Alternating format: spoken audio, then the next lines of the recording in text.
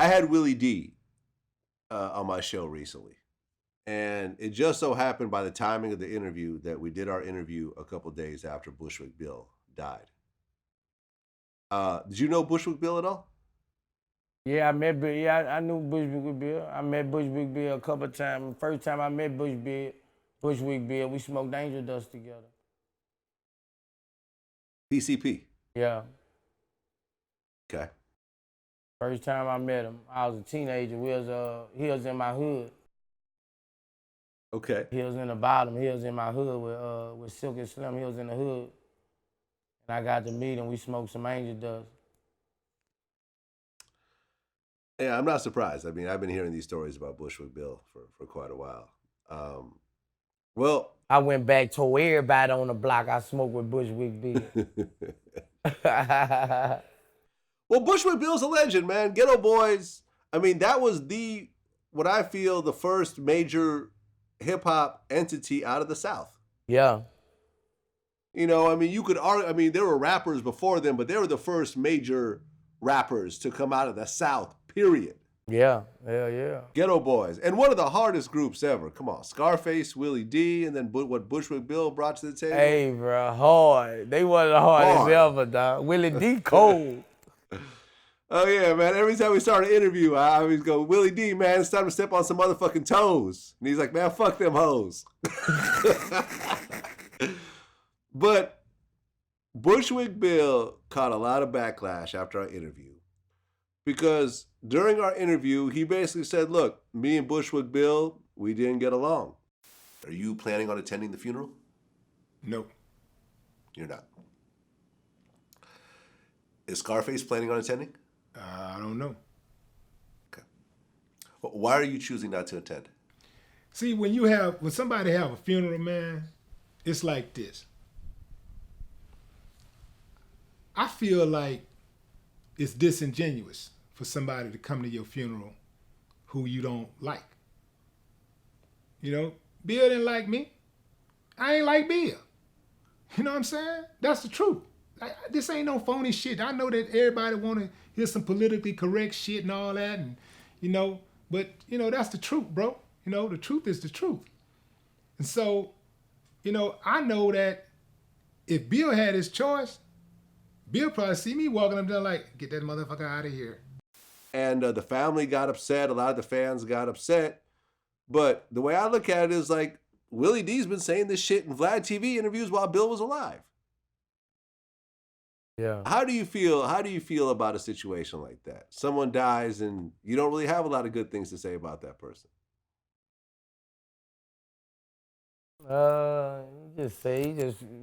Willie D just a person, I guess he speak the real.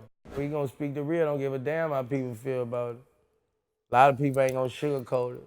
I'm somewhat like that in some ways. It's hard for me to try to sugarcoat something.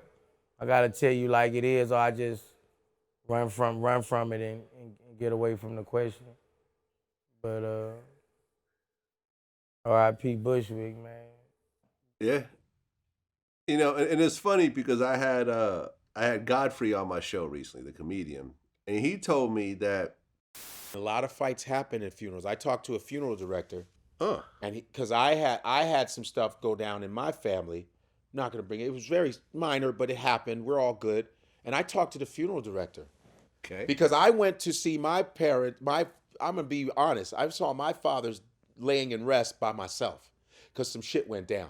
I saw him. Listen, I saw my dad. I had a show in Chicago at a university. Okay, and my dad's body was laying down the street from that show I was doing. And I had to do my show. Suck it up, do my show, and go see my dad's body right after the show. Mm-hmm. And I saw my dad's body, and I talked to the funeral director, and I said, he said, why did you come by yourself? I said, man, there's a whole bunch of stuff going on right now. I can't, blah, blah, blah. He goes, oh, that's typical. I said, really? He goes, every time. He said, I've been doing this shit 30-something years, always fights. Have you seen this type of thing happen? Yeah. It just happened.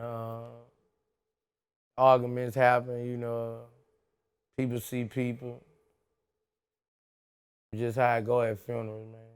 people all in their feelings, and especially when the other baby mama see a girl he probably was fucking her. You know how that go. Yeah, man. I saw a video of some dude show up to a funeral and ended up punching the body, like punching the dude in the face, like in the casket, like. Oh, that had to be set up, bro. That had to be set up. That's straight disrespect, yeah. I remember, I think it was Fendi. You know, Fendi used to, I think he pretty much discovered Nicki Minaj. He used to manage her back in the day. And there was a picture of him where he took a picture of himself at a dude's funeral, and I guess the dude was an enemy. He wanted to just show up to make sure he was dead. Oh, yeah? Yep. Yeah, man, but my whole thing is, I don't blame Willie D for showing up at a funeral that he didn't feel welcome at.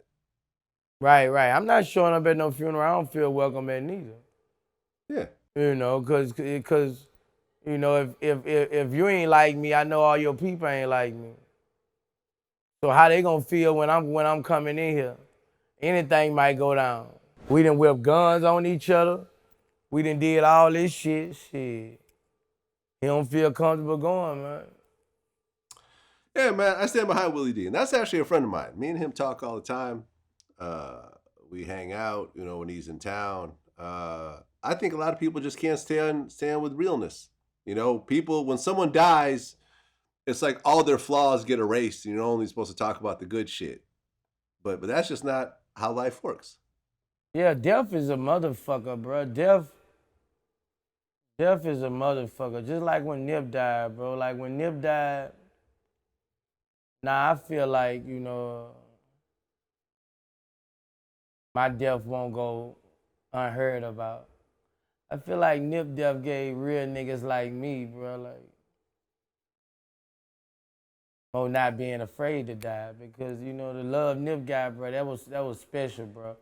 For real niggas who kept it solid in the hood, who didn't change up, who wouldn't like everybody else, you know,